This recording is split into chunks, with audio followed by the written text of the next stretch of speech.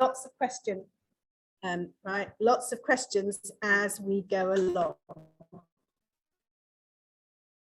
So the main. We're losing the sound.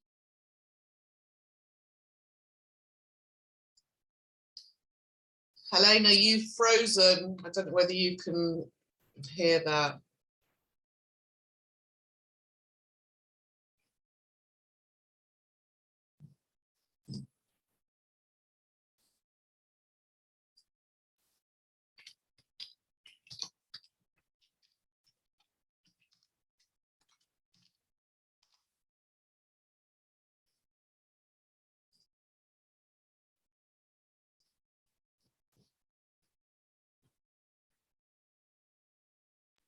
We've not got anything at the moment. You know that, right?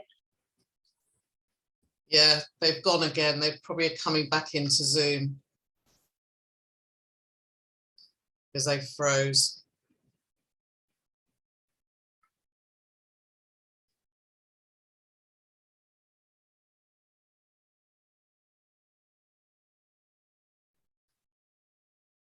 It's amazing. We managed Zoom for 2 years without any technical hitches, and now we've got it, and we've got a problem.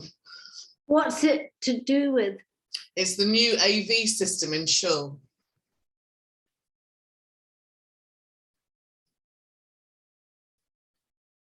Does Helena realise we can't hear her? Yeah, they've come out. They've come off Zoom, so they're probably coming back into the room again because they froze.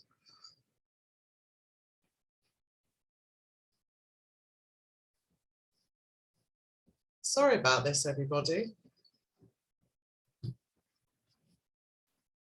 Well, it's a nice break anyway from Pesach cleaning. Cleaning, I'm reading all my Haggadot and Rabbi Oh, all right for some.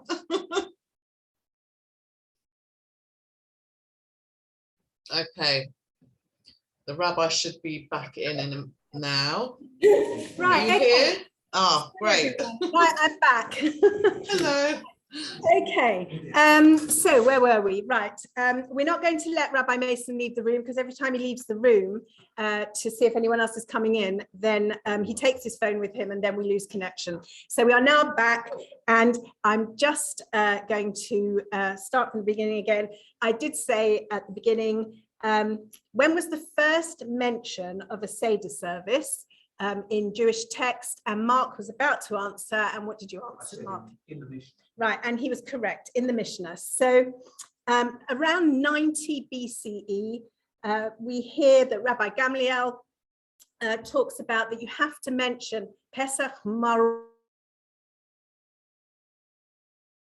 Took several hundred years for the Haggadah to be solidified into the text that as we know it today. Between 700 and 800 CE, the broad version of the text as we know it was put into words. Now, there is an issue with illustration in Jewish text. We know that there is no illustration in the Torah, for example. And if we go right back to the second commandment, we know that we should not be making images in any kind of likeness. And that led to a prohibition of texts of texts in Judaism and texts in the Torah. However, you have to balance that prohibition with the fact that in Exodus, we're told that Betzalel and Aholiav were asked to beautify the Mishkan, the sanctuary. And so we've always had a tradition in Judaism of something which is called Hidur Mitzvah, which is beautifying the commandment.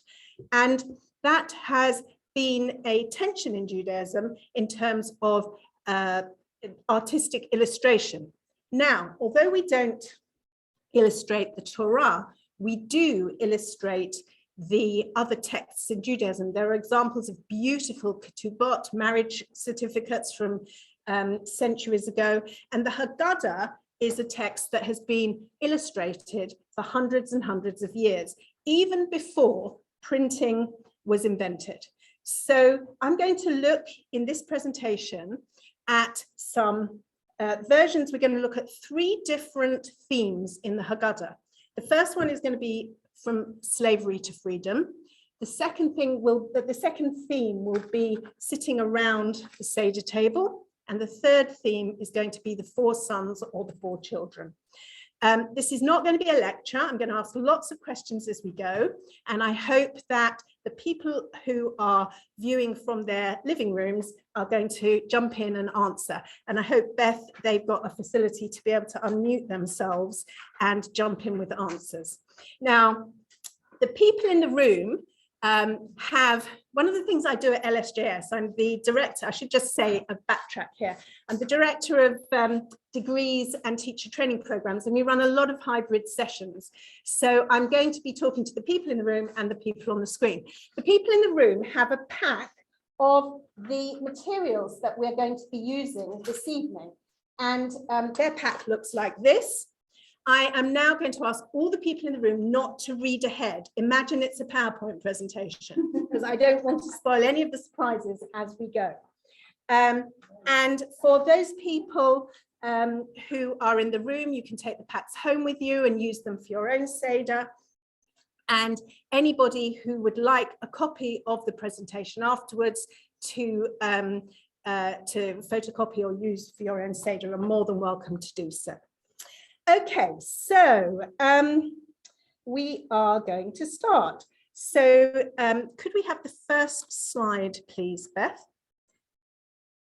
Are you able to make it, if you go to the top of the screen, Beth, and go to where it says Start Slideshow, it's a little icon on the red bar, up, and then go along that one. Yeah, perfect. And then you should get a bigger version of it. Click that, and then you should be able to get the, no?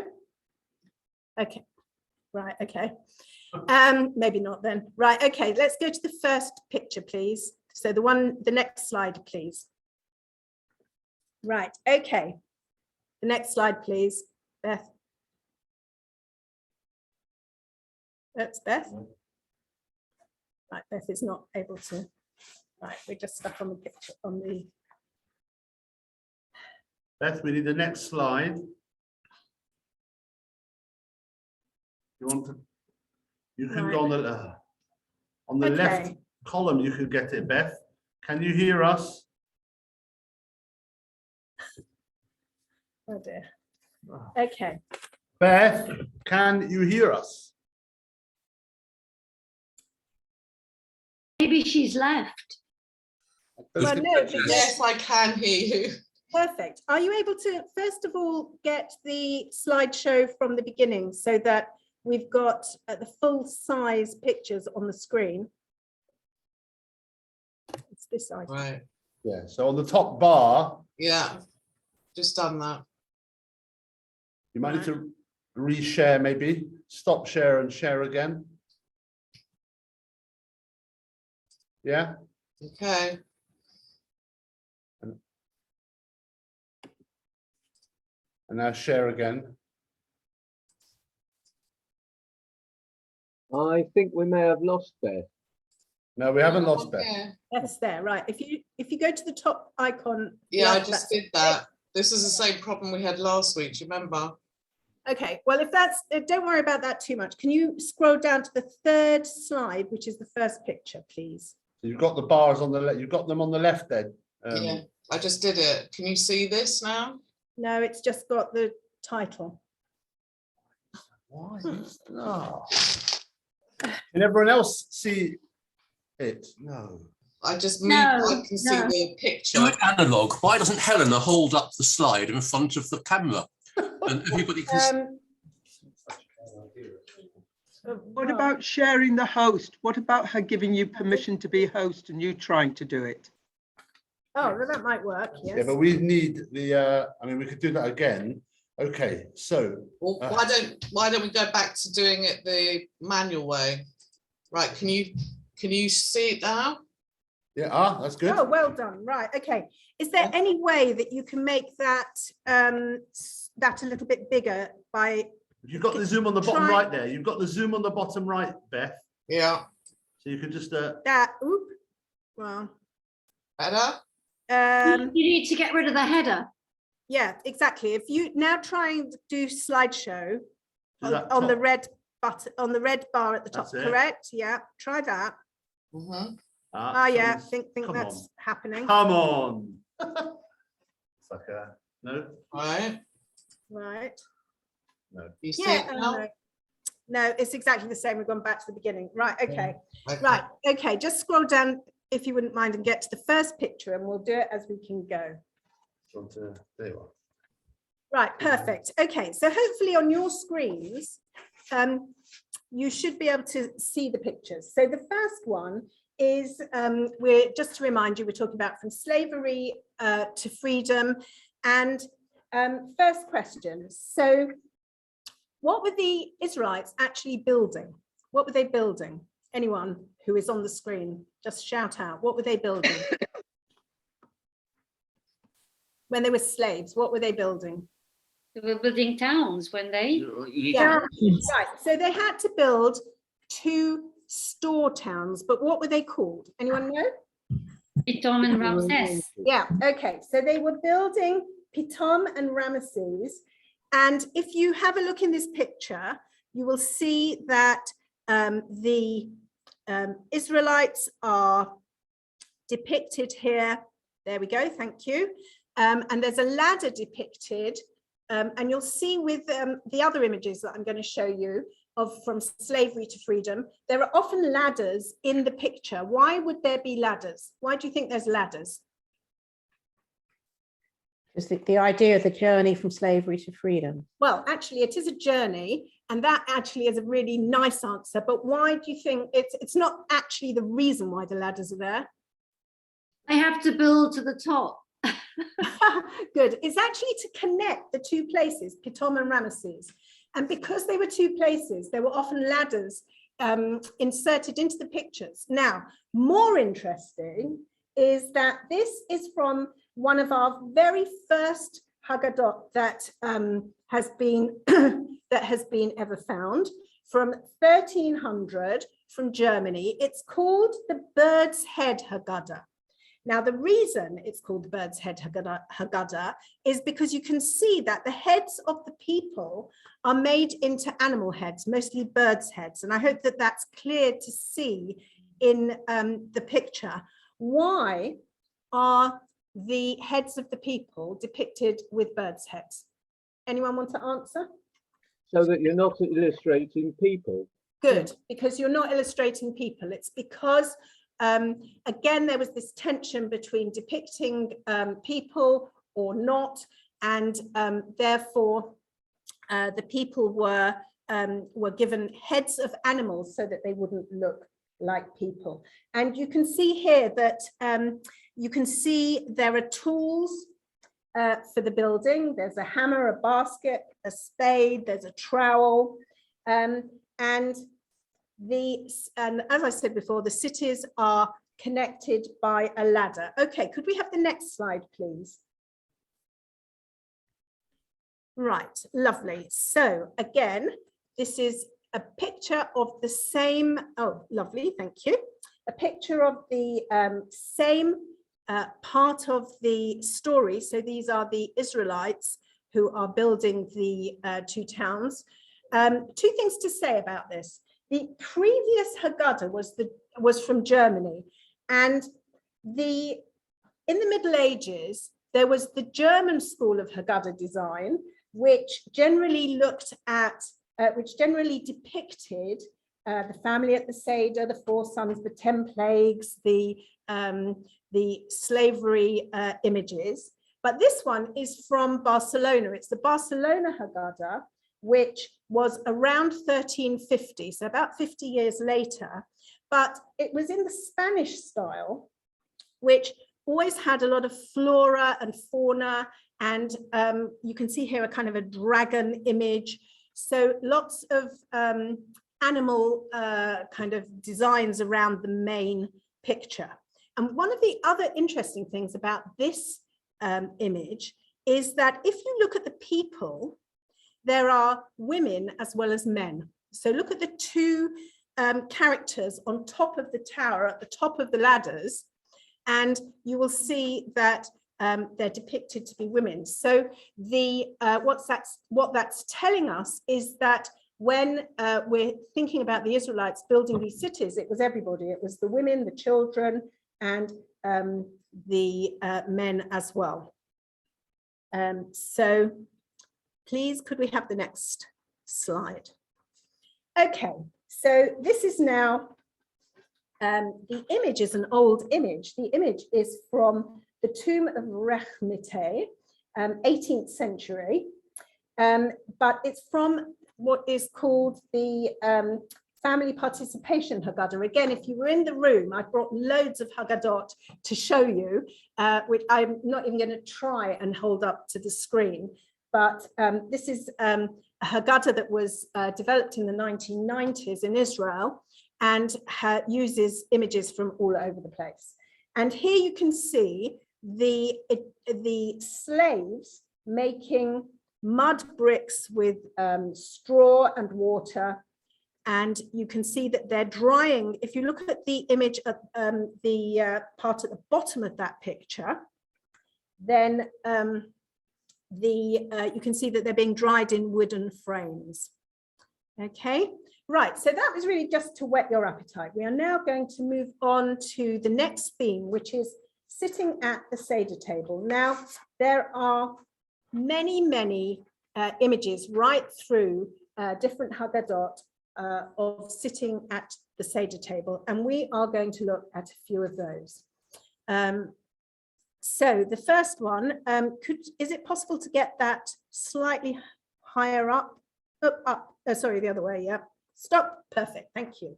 Vaikach, right, okay, what does Vaikach mean? Anyone on the screen, first of all? And he took. Yes, and he takes. And you can see here, now this is from the Barcelona Haggadah, so this is from Spain. One of the reasons we know that it's Spanish is because of all the decoration around the sides, which is not usually found in the German Haggadot of that time. And this would have been, this Haggadah, don't forget this was before printing presses. So this would have been a beautifully decorated Haggadah that would have been a status symbol for its owner because it would have been very expensive. So you can see that the father, who is the person on the extreme left of the screen or of your pack, if you're sitting here in the room, is holding the matzah, and he's taking the matzah, which is why why the word Vaikach is there. The woman on the extreme right of the picture, what do you think she's doing? I'm going to ask people in the room this time. Right, okay, can you see she's got it looks as if she's hiding the afikomen. So these pictures of families sitting at a Seder table usually were not just illustrations of the family, they were to help you understand a part of the Seder itself. So it illustrates a dynamic part of the evening, and this is about the hiding of the afikomen. You can see 4 very alert children sitting along the back there. Again, these are very sort of manufactured pictures, because in at a table you would not have everybody sitting round one side of the table, but often this was a way of being able to show everybody's faces. You didn't want to see the backs of half of your family.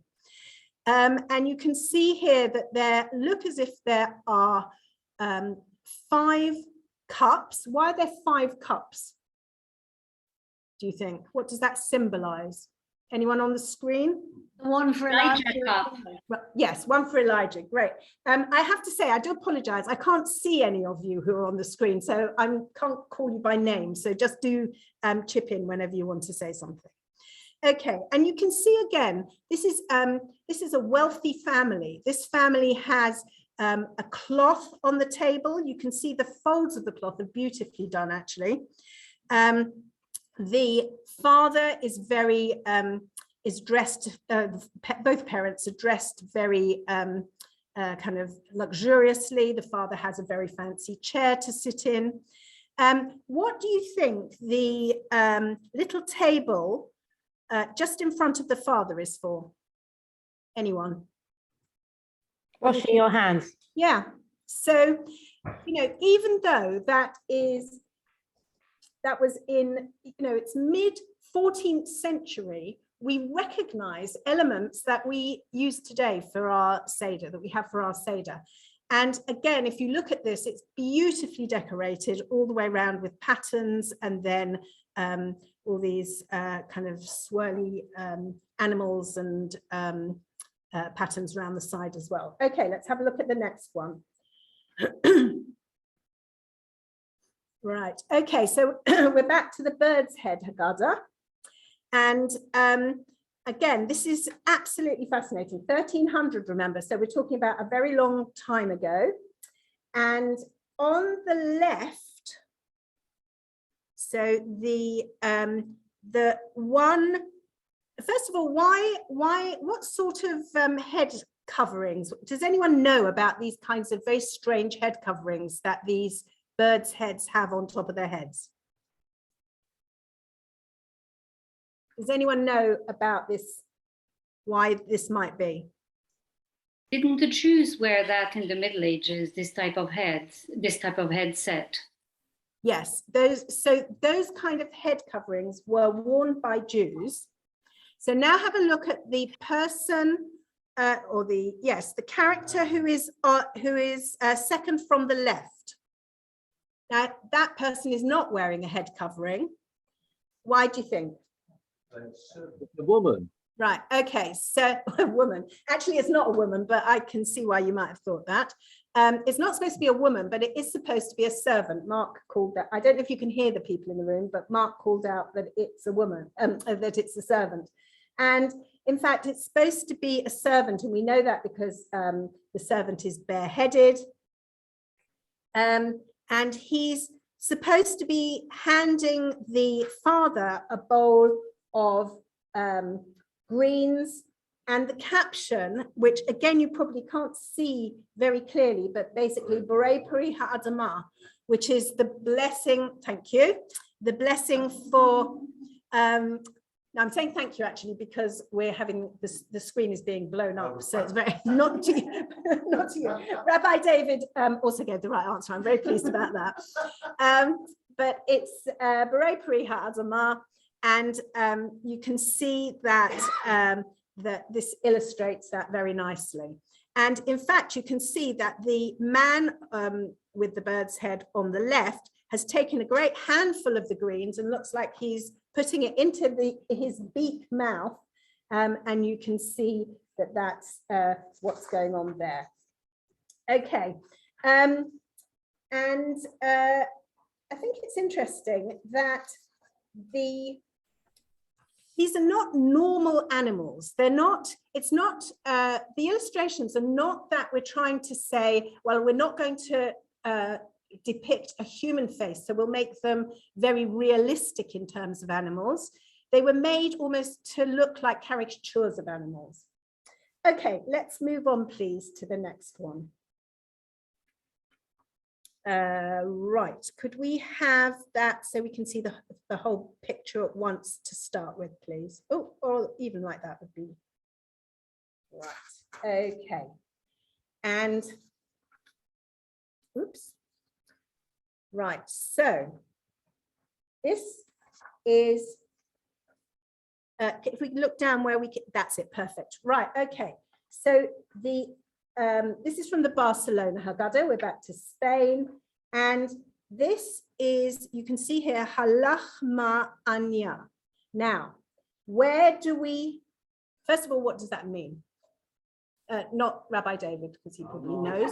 Right, okay. What does that mean, and where would we find it in the Haggadah? This is the bread of our affliction. Yes, great. And is it in Hebrew? Oh, is it Aramaic? Maybe? Yeah, leading question, Aramaic. Right, there are only 2 sections of the Haggadah that are in Aramaic.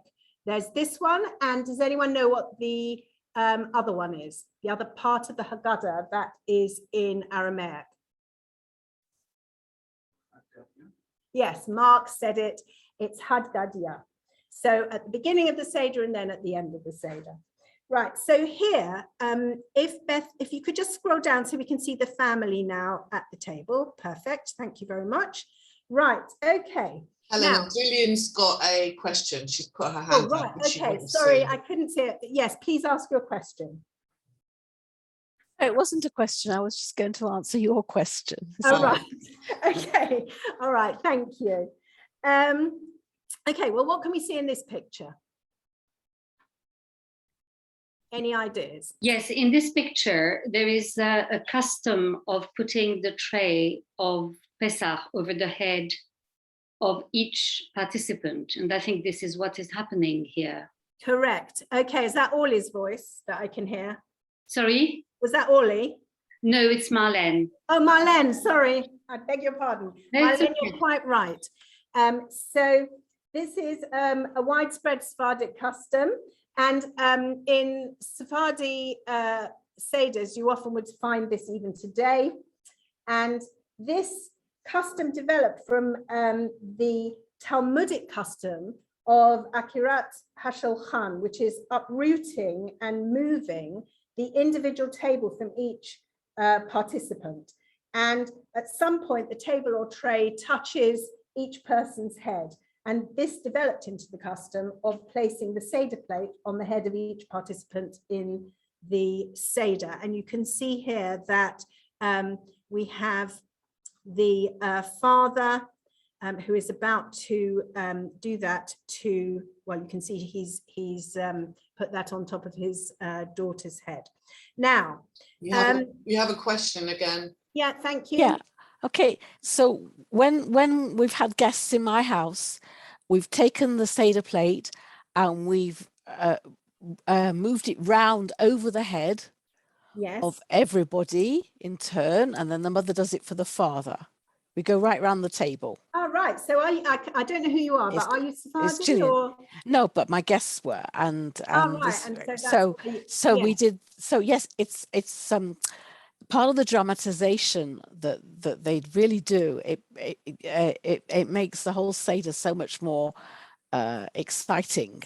Exactly. Well, yeah, go on. Sorry. To say the children, when they first saw it, they just couldn't believe what was happening, because they used to be sitting and participating more passively, except for reading little bits, and this really, every child is touched in some way by different elements of the Seder. Right. Thank you. That's really interesting, and I think it actually is really part of what the Seder is supposed to be. It's supposed to be something that is immersive and that is an active event. It's not just sitting and listening. It should be something that there's a lot to watch and a lot to do. And I think that's this is one of the customs that helps us to do that. Right, okay, next slide, please. Right, okay, this is another very old Haggadah. This is from the Sarajevo Haggadah from northern Spain, and it's around 1350. And excuse me, if Beth can go to full screen, maybe we could see the whole thing at once. It's yeah, just, I know. I think Beth has tried to go to full screen and hasn't been able to. I'm really sorry. So, sorry, Helena, is this different? Helena, it's Judith. Yes. Hi, Judith. Hi. You said the Sarajevo Haggadah was from northern Spain. Isn't Sarajevo was Yugoslavia? No, don't worry. I do know my geography. It's called the Sarajevo Haggadah, and it's because it's actually in the National Museum of Bosnia in Sarajevo. Oh, my parents have a reproduction of this Haggadah. Lovely. Right. Stunning. Okay, well, I think that's in Sarajevo. Yes, so so parts of the original are in the National Museum of Bosnia Herzegovina. So, okay, let's have a quick look at this. Now, the father, who is this time on the right, actually just, it's interesting, almost all of the visuals of Seder families has the father on the left. But in this one, you can see the father is on the right. What's he doing? Leaning. Leaning, great. So again, another element, an active element of the Seder, which we can see. And what's he leaning on? A pillow. A pillow. Again, how many of you at your Seders have the custom of at least the person who's leading the Seder having a pillow to lean on? Now, I think it's amazing. This is 1350. This is hundreds and hundreds of years ago, but the customs are still the same. Can you see what's in the dish just below the pillow? What do you think is in the dish? Eggs. Eggs, exactly. So, yeah. Right, so the others don't seem to be leaning. He's the only one that's drinking. So maybe that's why he's leaning, because normally we lean as we drink, don't we? So, yes, they're looking, it's almost like they're looking at him. He's the actor and they are almost the audience. Have a look at the little figure in the front of the left of the picture.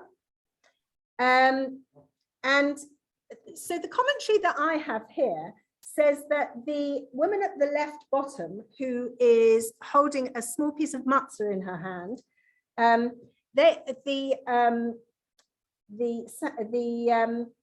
seems to say that this is a black servant or a woman who has converted to Judaism.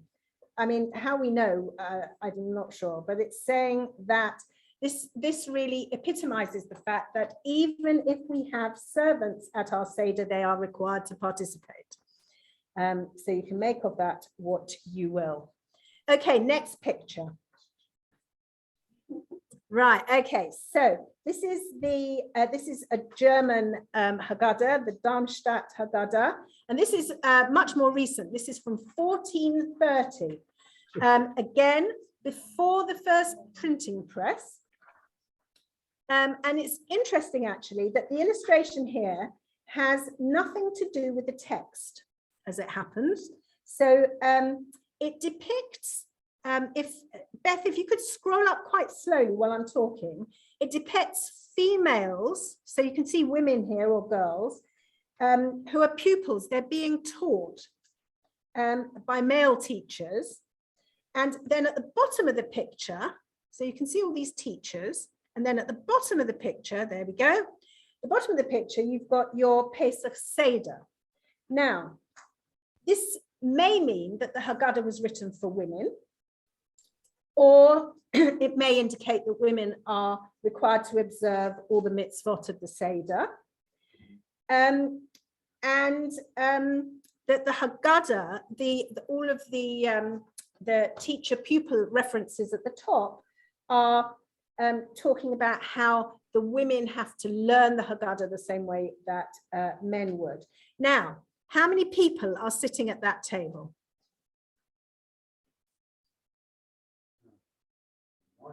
9. Right. Okay, 9. Now, don't forget this is from the Middle Ages, and this is a direct copy of the idea of medieval chivalry, where you would have, has anyone heard of the 9 worthies?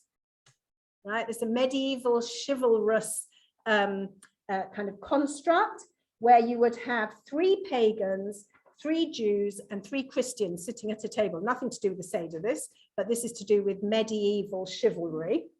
And this image copies that idea, although these are all supposed to be Jews sitting at the Seder, but the picture is very similar to other medieval pictures which depict these 9 worthies.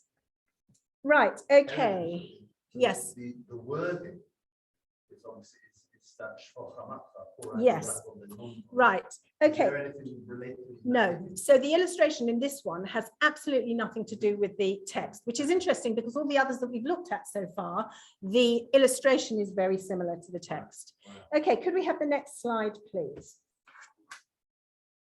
Okay, lovely.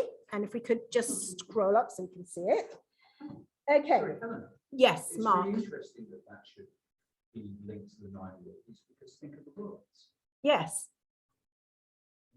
Well, we're saying basically pour out your wrath on the non-believers. right, But and we're that's, accompanying it with a picture which is based on this notion of having Jews, pagans, and Christians Yes. all together.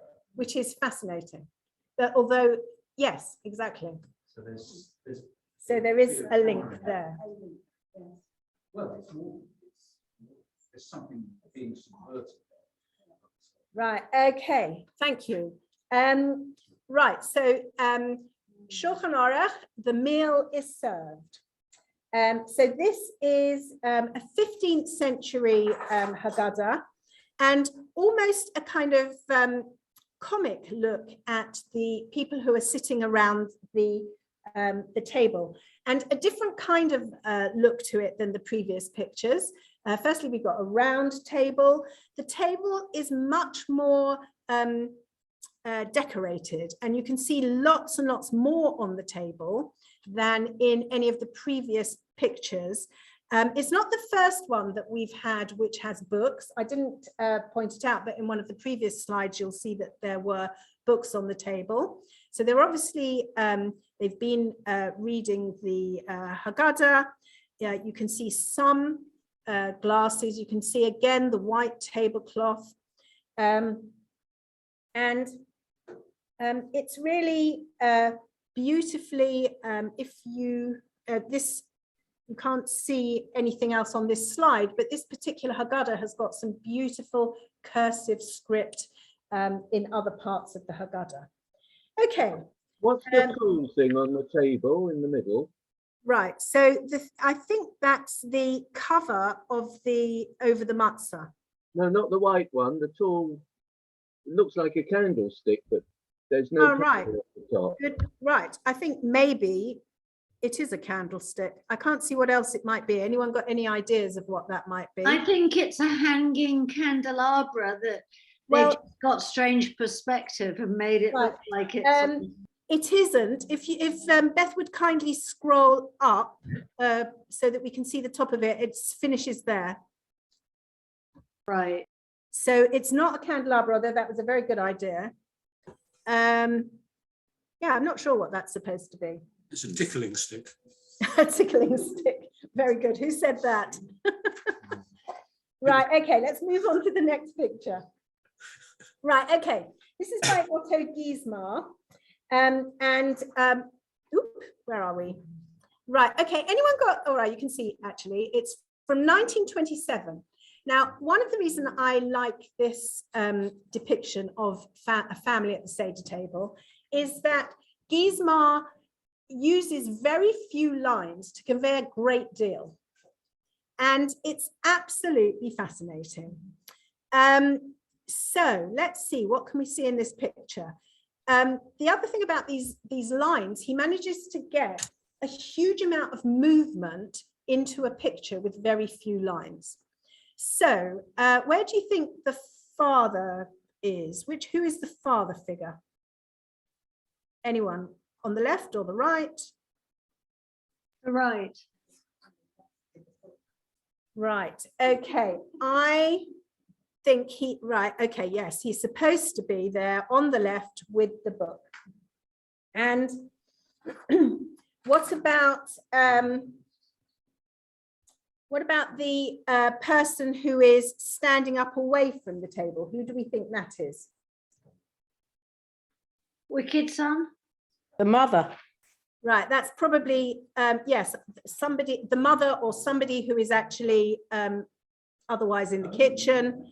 Right, and what can you say about what kind of people are sitting at that table? Are they young, old? Four of them have got women? beards. So, sorry, there were two, yes, they're all adults. How do you know they're all adults? Beards. Beards. Good, yes, they've all got beards. Those Aren't they the rabbis? Aren't they the rabbis that are arguing about the? Yeah, good. Right, so they're supposed to be depicting rabbis in Bnei Brak who are arguing. Yeah. Go on. Yes. Sunrise. Okay, because, exactly, because why would the sun be shining? So this is about them arguing. It's an exact representation of that part of the Haggadah. But it just shows that with very few lines, you can tell a whole story. And it's very cleverly done.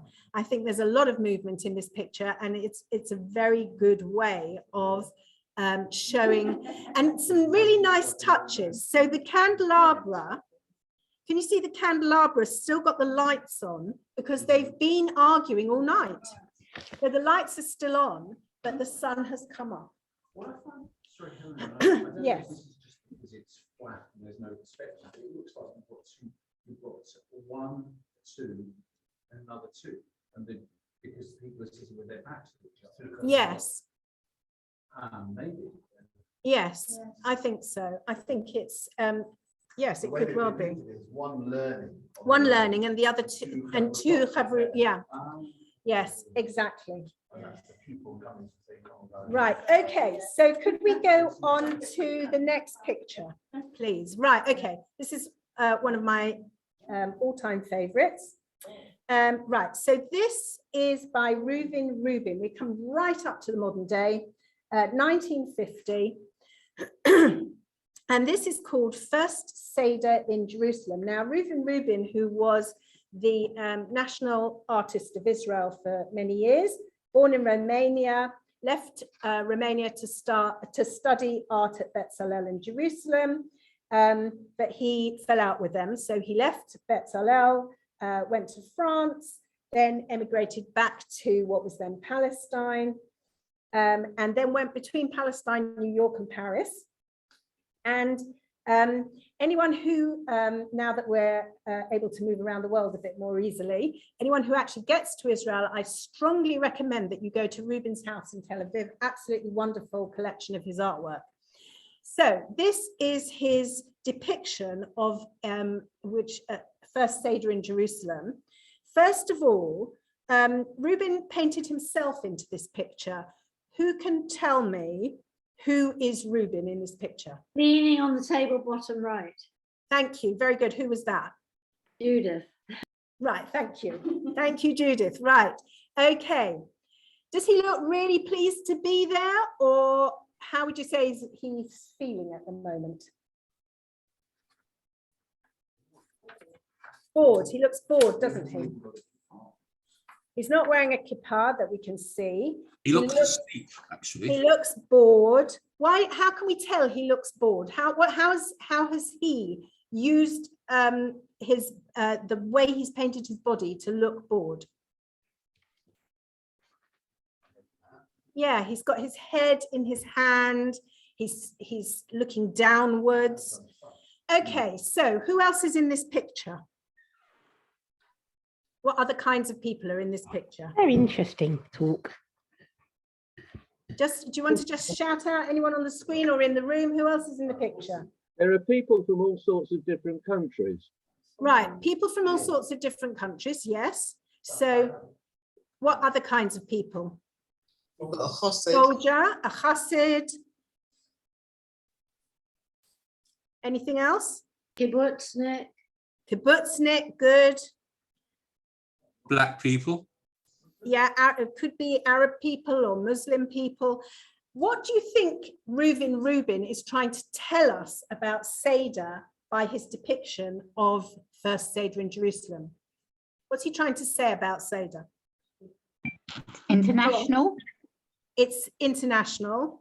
Yeah. What else? We should be thinking about all the different countries and people in the world. Could be, yes. And their situation. Yeah, what else? Everybody's welcome. Yes, it should be inclusive. It shows the multitude of different peoples who inhabit the land of Israel. Don't forget, 1950, this is right at the beginning of the state of Israel, when they were trying to build a state from disparate people from all over the place. Now, what's interesting have a look at the person. Sorry. Go on. What's interesting to me is the Seder is all about sharing the story to the next generation. He's sitting next to what could easily be his son, Right. And the Okay. son has his eyes open and he's kind of looking, but the father isn't sharing, as if he's either disillusioned or confused or. Right. Okay. So no, thank you, Judith. If you go up, Beth, if you wouldn't mind slightly. Oh, sorry, the other way. Down. Thank you. Right. Okay. Stop there. Right. Okay. So Judith suggested that the boy, the little boy, is his son, which is actually quite right. But he's got his arm very protectively round his son. So there's something here about the Seder and generations, Lador Vador, generation to generation. And that's what's important to Reuven about the Seder, is passing the tradition on to the next generation, even though he doesn't care for it much himself. Now, before we move on from this one, have a look at the man who is on the extreme left of the picture. Now, who does he remind you of? Jesus. Christ-like figure. Right. Why is Jesus, or the Jesus image, in this Seder picture? What's the resonance for that? Last Supper. Thank you. Yes, this is supposed to remind us partly of the Last Supper. I mean, Reuven was a radical artist, actually, but what he's challenging us to find the Jewish meaning in something which also has resonances in his mind and in biblical, with Christianity as well. Now, can we just go to the bottom of that picture? He has 13 people around his table as well. He does, right. Okay, now, the other really interesting thing about this picture, look at the bottom of the picture and tell me what's wrong with it. The bottom of the picture. What's wrong with it? Yeah, Lydia has just said so. You can see the 2 feet of Reuven and the Jesus figure, but you can't see anybody else's feet. Now, when you look at the whole picture, which if you would just zoom out a bit, Beth, so we can see the whole picture all at once. Is that possible? There is something very, the other way, sorry, perfect, thank you. You will see that actually, in terms of perspective, this picture's all wrong, because you would be able to see people's feet. And yet, there is something so absorbing about this picture that unless it's pointed out to you, you probably don't notice it. Okay, right. We are going to move on to our final theme, the 4 children or the 4 sons. Now, the 4 sons is the element of the Haggadah, which has more illustrations than any other element of the Haggadah. We're going to look at a few of my favorites, and we are going to start with, whoops. This is from a Haggadah. It's called the Joseph ben David of Leipnich Haggadah. It's from Holland. It's from Amsterdam, 1738. So this is a Haggadah that, excuse me, this is a Haggadah that would have been printed, not like those other early ones that we found. Now, the 4 sons is a really interesting kind of psychology, because often we depict the 4 sons as going from the oldest is the wise son, going to the one that doesn't know how to ask as the youngest son. But actually they were all supposed to be round about the same. They weren't supposed to be younger or older, but just with the different characteristics. So who can tell me which one is supposed to be the wise son? The one holding a book. Yeah, the one holding a book. And you'll see very often the wise son is depicted as the one holding the book. The wicked son, which one is that? Holding the gun. Right, holding the gun. So violent, it's not a gun, I think it's supposed to be a sword actually, but that's, and you can see he's kind of strutting. He's very full of himself, as opposed to the scholarly the scholarly wise son. So what about the third son? The simple son, how is he depicted?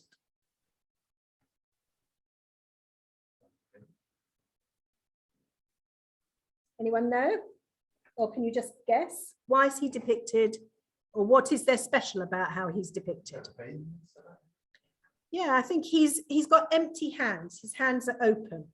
And then the one who doesn't know how to ask, how is he depicted? He playing with the toy? Yes, playing with something. He's much smaller.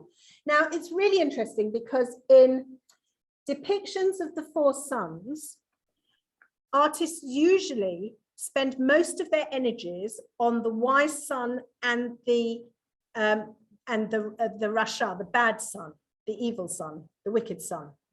They spend less time developing the characteristics of the other two. It's just one of those things, and you'll see how this plays itself out in other depictions. Could we go to the next picture, please?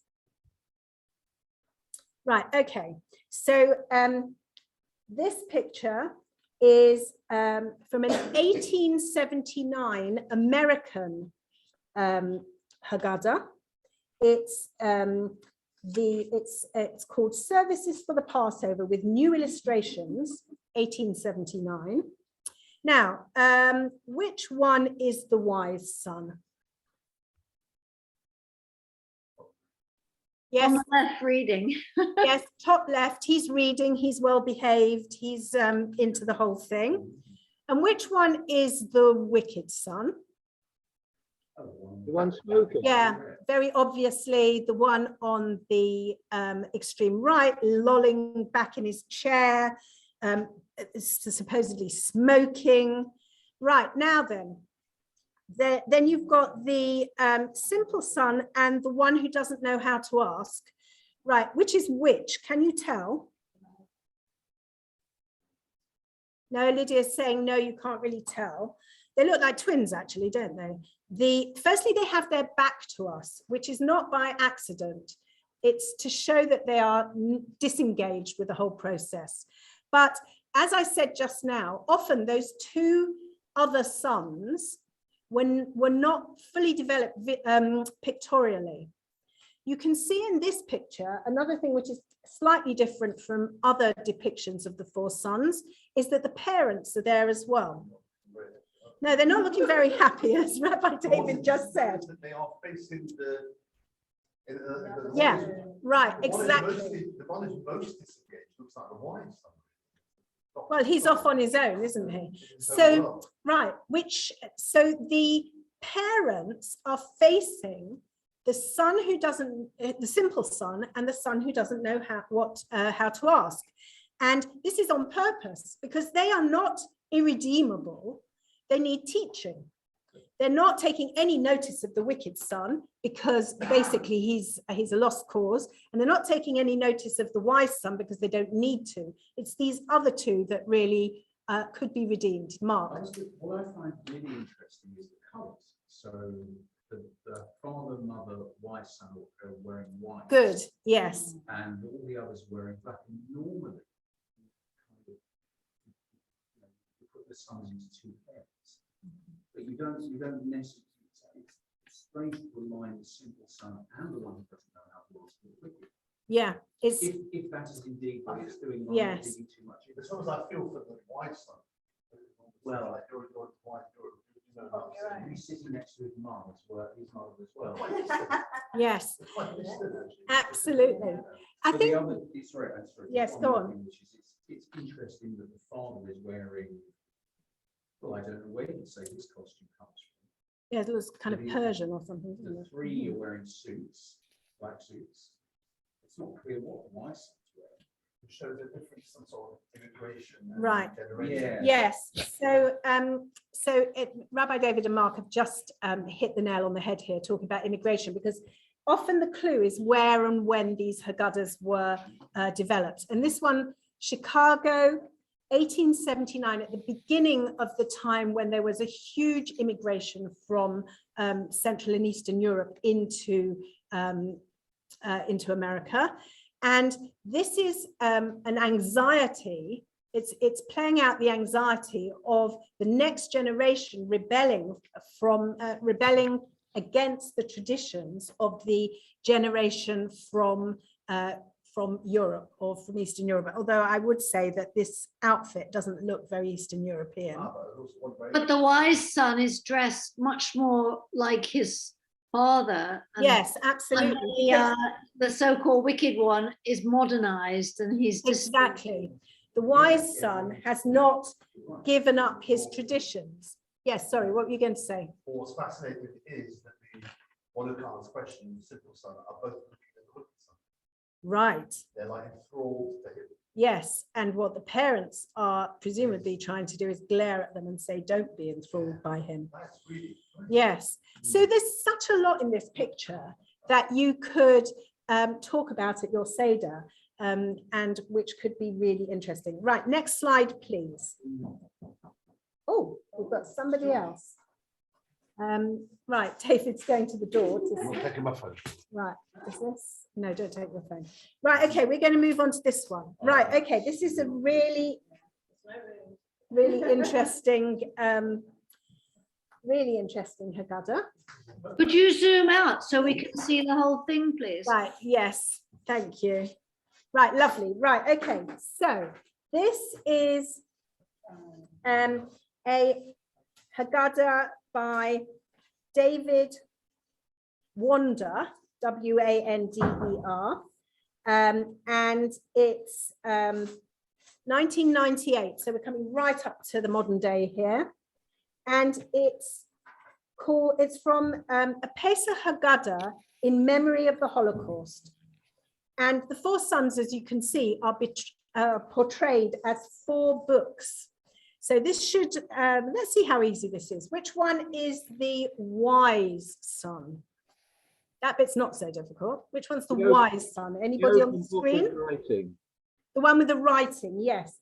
And you can't probably see the writing, but the writing is the 4 sons in on that page. He's on the right page of the book. Which one is the wicked son? With the flames? Right, okay, he's the book burner. He's divorcing himself from Jewish history. Which one is the simple son? The closed book. Right, okay, this is where this might be. Right, okay, so we just heard someone on the screen say the simple son is the closed book. And it's Anthony here. Who's the one who doesn't know how to ask? He's a blank book. Right, the blank book. Right, actually, you've got them not the way round that the illustrator intended them. So what David Wander intended was that the simple son is the blank page because he doesn't know anything yet. We've got to teach him about Judaism. And the closed book is the child who doesn't know how to ask. Now, it could easily be the other way around, and it shows, again, what I said before, that it's often very easy to see the wicked and the wise in terms of these illustrations, but the other 2 sons could easily be very similar. Right, okay, next one, please. Okay, so we're going back here to, this is the Prague Haggadah. And this is from 1526, and it's so it's a printed Haggadah. And if you can read Hebrew, then we don't need to know. I don't need to ask you which one's which, because we've got the image on the right. Sorry, Mark. Sorry, I was trying to read the Hebrew on the top because it's not text. Right. No. So the captions read from right to left. Wisdom revives the person who possesses it. That's the first one. Then woe to an evil person, woe to his neighbor. That's above the Rasha, the wicked one. Then you must be tamim, which is a play on the word tam, which is the simple son, above the simple son. And then quite important, by the way, because we're often very negative about this. Exactly. So this one is not being negative about the simple sun. It's just giving you the right. Exactly. And then the final one is translated as in order that your sons may learn, and that's the one who doesn't know how to ask. Now, and these are all quotes from Torah. Well, actually from Tanakh, from different parts of Tanakh. So you can see here that one of the other interesting things about the depictions of the four sons through history is that they are often depicted in the modern day dress of their time and the place that they've been, where the illustrations have come from. So these are sort of Central European 16th century people. And you can see the wise son is depicted as a king. Again, the wicked son as a soldier. Very often, the wicked son is depicted as soldier, and the simple son looks a bit gormless there, and the one who doesn't know how to ask is being taught. And again, the one who doesn't know how to ask is depicted as a child. But this was never intended in the original text that this would be a child. Okay, next one, please. Right, so now, this is called The Blessing of Diversity. It's by actually a friend of mine, David Moss, who is an artist in Jerusalem, contemporary artist, and he wrote the Moss Haggadah, which came out around 15 years ago. And this is an illustration of the four sons from the Moss Haggadah. What can we say about what David Moss thinks of the four sons by this very unusual paper collage that he's done? I think he's trying to say that there's elements of all four sons in each person. Yeah, exactly. So you can see that that is precisely what he's going to say, and I'm going to just read you what he writes about this. Every child is unique, and the Torah embraces them all. The iconography that I've chosen here, and that this is David Moss's words, is based on playing cards. As a game of chance, we have no control over the children dealt us. It's our task as parents, as educators, to play our hand based on the attributes of the children we're given. Which I think is really interesting. And basically here, there is no difference between either the age or anything else about these people. So you couldn't say one is the wise son, one is the wicked son, but it's really showing us that in every single child, there's a bit of everything. And any of you who are parents would probably resonate with that, I would think. It looks like the 4 cups of wine are incorporated in each of them too. Right, exactly. Can you see there? Right, so those could be, right, okay, so they could be cups of wine, they could be other faces, but again, you can see what you can make of whatever you want to from it.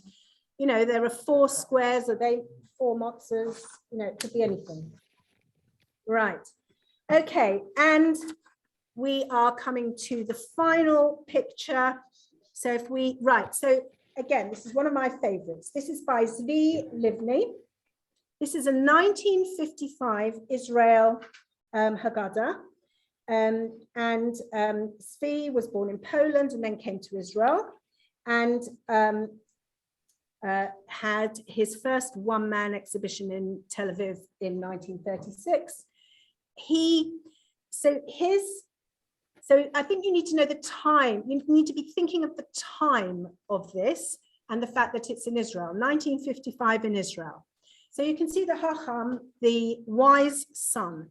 What can we say from looking at this picture? Perhaps, Beth, if you can zoom in on the wise son for a bit while we're looking at that bit of it. Perfect, down a bit, and then to my left. Perfect. Right, okay, what can we say about the wise son? What's important to him? He's got a book. He's got a book, yes. So he's so he takes learning seriously. What else? Following the commandments, observing the festivals. Yes, you can see that. You can see if at the bottom of the picture you've got the Seder plate, you've got the 10 Commandments. What else have you got? State of Israel, yes. The lulav and the chanukah. Yes, you've got the lulav and you've got the menorah. And what's very important here is that this is a menorah, not a Hanukkah. Because what's important to him, could we see the whole of this section of the page, if that's possible? Oops. What's important to him is not just tradition, thank you, but also the connection to the state of Israel and the connection to the land through the lulav as well. Okay, so what kind of a person is he, Mark? He's modern. Yes. Upright. He's moving. You can see he's moving. Yes. What kind? Where do you think he works? What kind of a person? Where does he live? What sort of a person is he? Probably agriculture. Yes. So he lives on the kibbutz. Yes, he lives on a religious kibbutz. This is a religious Zionist. Yeah. So very important. Torah is important. The land's important. You can see that his right hand is open, which means he's open to new ideas, but his sleeves are rolled up. He's a worker. Really important. Right, could we move down to the Rasha, please, which is the one directly below? Okay. Now then, what can we say about the wicked son, the Rasha? Any ideas? Wearing a tie, so he's not working. Yeah, right, okay. He's wearing, the land. Yes, he's wearing a tie. He's not working on the land because he's wearing a kind of a business outfit, suit. What else about him can we see? Yes, he's definitely money orientated. Looks a bit of a wise boy, wide boy. He's a kind of city slicker type, isn't he? So is that a lookout from one of the concentration camps? No, it's not. It's not. It's supposed to be a lookout. Don't forget, this is Israel. So it's a water tower. That's what it's supposed to be. Yeah. Now, what else? Because he's not completely. Because what does he find? What's important to him? He's building Israel. He's building Israel, yes.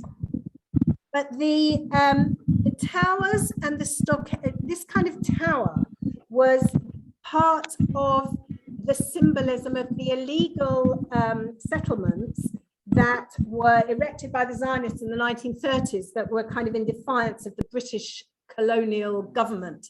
And so this kind of shows, this is supposed to show that he's not doing things the right way by building Israel through his own hands on a kibbutz, but that he's going about things in a slightly illegal way. But on the other hand, he is making things grow. You can see the plant there. And what does it say about his relationship to Judaism, to Jewish tradition? Well, he's not taking part in the building of Israel. No, exactly. He's not taking part in the building of Israel. He's standing back. And with these four images, the body language of the person is really important. He's leaning back. He's not part of what's going on. Whereas the Chacham, the one at the top, the Chacham, is leaning forward. But this Rasha is leaning back. Now let's go to the Tum, the simple one. Beth, if you would, just and zoom so that we can have a bigger, there we go. Thank you very much. Right, okay, now then, the simple one, this is really interesting. Right, okay, what can we say about the simple one? Maybe he's just Maybe he's just arrived. He's Right, okay. How do we know he's just arrived? the boat and all the immigrants. Yeah, very good. Okay, you can see the boat, you can see the immigrants. And Could simple just mean pure? yes, exactly. So he's supposed to be pure and innocent. Again, could we just zoom so we can see the whole of this section? So just make it slightly smaller, Beth, if you could. Right, so have a look at the way his legs are. He's kind of bendy, if you like. He's a bit sort of floppy, if you see what I mean. So he's brand new in the country. He's there to be educated into what a good Zionist should be. Helena, Yeah. just one thing makes me think that actually he's also playing off the word. Yes. So for instance, the Russia, we said you took yourself out of the community. Yeah, yeah. You're not part of the sort of religious community. Take yourself out to do that. And then the Tam, we say, with a strong hand, God took us out of the house of slavery. The exile by diaspora. Right, okay, great, very good, thank you. So you can see that we've got, although it's a modern day depiction from 1955, it's got all the resonances right back to the text. The text is really important. Right, okay. Now let's have a look at the last one, the one who does not know how to ask. Right, now then, what can we say about him? And what does this say about the artist as well? So who first of all, how does the artist depict the child who doesn't know how to ask? But he looks a bit sad. Well, he definitely looks sad. That would be. He also looks like he's religious. Right, he's very religious. He's got payot, he's got payas, he's, what else about him? He doesn't know whether he's coming or going, actually. Right, so he hardly looks like he can stand up straight, actually, does he? But what's important to him? Can you see the Sefer HaDa'at, the book of knowledge here? Yes. Right, okay, so. Is it an anti-religious statement? Right. That he's learning only the Hebrew, the religious texts and not about the world in general? Well, except that the book of knowledge could be a book about, it's not Torah. Why does it not say Torah or Haggadah or something like that? Because what they're trying to say is that there is something about his general education and something about the land. Can you see that also we've got the wheat, barley or wheat or whatever this is supposed to be as well. So it is about growing and that there is everything in his future, but he's not there yet. And it's what Zvi, yes, so Zvi Livni in this depiction, which one of those children is the one that he feels is doing the right thing by the state of Israel? The wise son. Yeah, right, exactly. But all of the others, they're not irredeemable. They've all got qualities which could lead to them really contributing to the land. They're just not there yet. Okay, could we, right, we've come to the end of the slideshows, but just before I finish the whole evening, could we have the slides finished so that I can see who we've got on the screen, and then I can see also, there we go, perfect. Thank you. Right, okay. So I do hope you've enjoyed this kind of very, very quick visual kind of journey through the Haggadah, or my favorite bits of the illustrations for the Haggadah. There are so many illustrations. If you were here in the room with me, I've brought with me lots and lots of different Haggadot. In our house, we try and buy one new Haggadah every year. And I'm going to finish with just showing you this Haggadah, which is brand new. It's the Beijing Haggadah.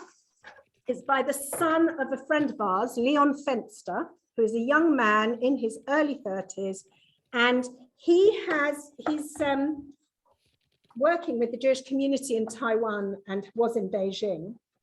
And he has written a Haggadah, no, I'm not sure if you can even see, which has the most amazing illustrations. So here are the rabbis in Bnei Brak. And the commentary is all about how his illustrations are related to the Beijing community. It's a fascinating Haggadah, and it's very different from anything I've ever seen before.